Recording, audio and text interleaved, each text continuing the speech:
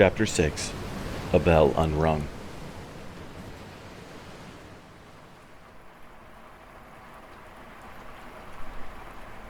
The gate to Kaleridge Cemetery had long since stopped being a gate.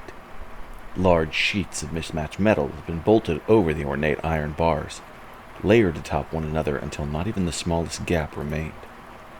Some appeared newly added, likely as a measure to control the growing wave of flaky rust crawling over the surface of the oldest pieces.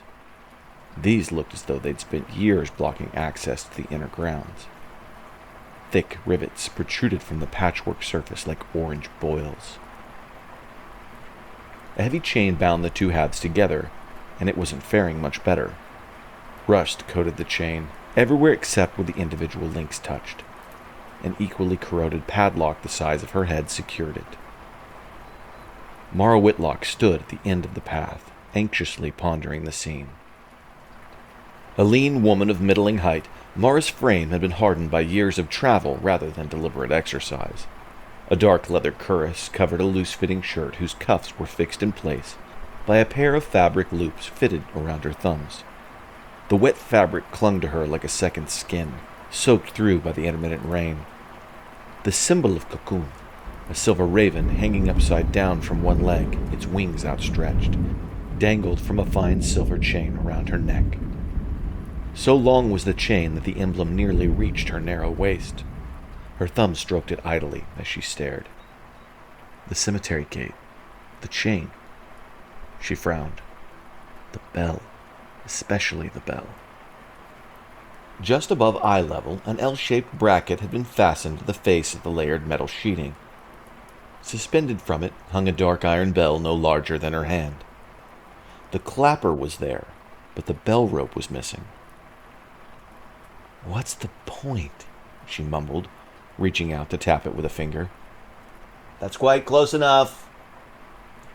The unexpected voice nearly freed her from her skin. An older man unfolded himself from within a ramshackle hut erected alongside the cobblestone road leading up to the gate. He stretched, flexing his limbs with the exaggerated effort of someone who had spent far too many hours sitting still. A tabard bearing the image of a torch surrounded by 6 radiating lines hung loosely over his coat, a coat that bulged across a distended belly. Mara lowered her hand. "Sorry?" The man shrugged. "Nothing to apologize for, just don't approach the gate." "No, I meant why?" He shrugged again.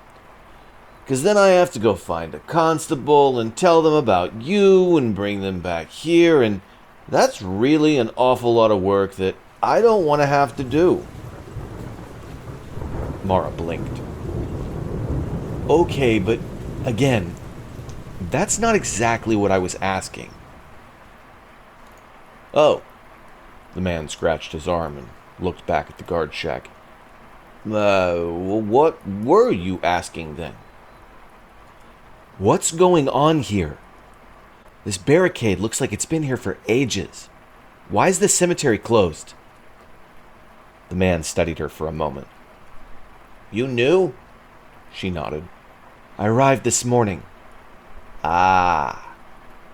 Something in his expression softened. The guard scratched at his beard and pointed behind her. "Probably ought to ask the priests." She didn't turn. "I'm asking you." He waved his hands dismissively, backpedaling toward the empty guard shack. "Nah, this is their problem. The vigil's just here to watch things in case it gets any worse." With a curt salute, the tubby man backed up into the guard shack and left Mara alone on the street. "In case it gets any worse, huh?" Crossing her arms, Mara turned back to the curious gate. "The city is denying its people a clear path to the afterlife. How can it get any worse?" With a sigh, Mara kissed the silver raven and turned away from the gate.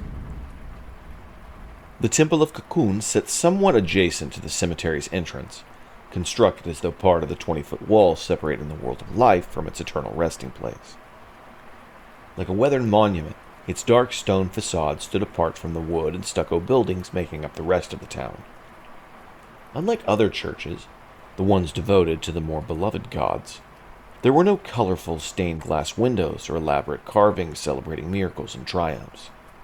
The architecture venerating Kyhkun was simple, practical, honest. Dour was the word Mara liked best. She thought it well suited for the god responsible for death, for endings. A broad staircase climbed to a pair of heavy wooden doors. Above them hung a simple stone relief depicting the hanged raven of the innkeeper. Time and wind had softened its edges until the image appeared half forgotten. Strangely, another small bell had been fastened to the base of the relief, again without a bell rope of its own. The temple should have felt familiar. Instead, Mara found herself studying the building with the same cautious curiosity she'd reserved for the cemetery gate. She had only taken up a few steps when a soft chime drifted across the plaza. The sound wasn't particularly loud, yet it stopped her immediately. Mara glanced over her shoulder.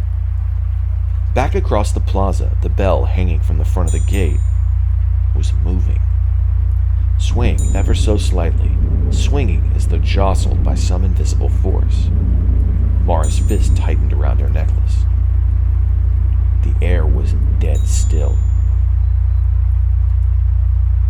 From the far side of the plaza, a flurry of movement drew her attention. The guard. He stood just out the door of his shack, staring up at the softly ringing bell. Gone was the boredom she sensed in him before. His eyes were wide, his posture rigid. For a brief moment, Mara thought he might run.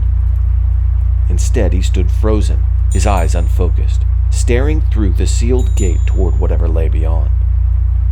A knot formed in Mara's stomach. The guard shifted his weight, one foot toward the city, one toward his shack, as though he hadn't yet decided which direction he might need to go. Then, the bell stopped. Silence settled in over the plaza. The guard remained motionless for several seconds. Finally, he exhaled. His shoulders relaxed. With a shake of his head, he turned and vanished back into the darkness of the guard shack.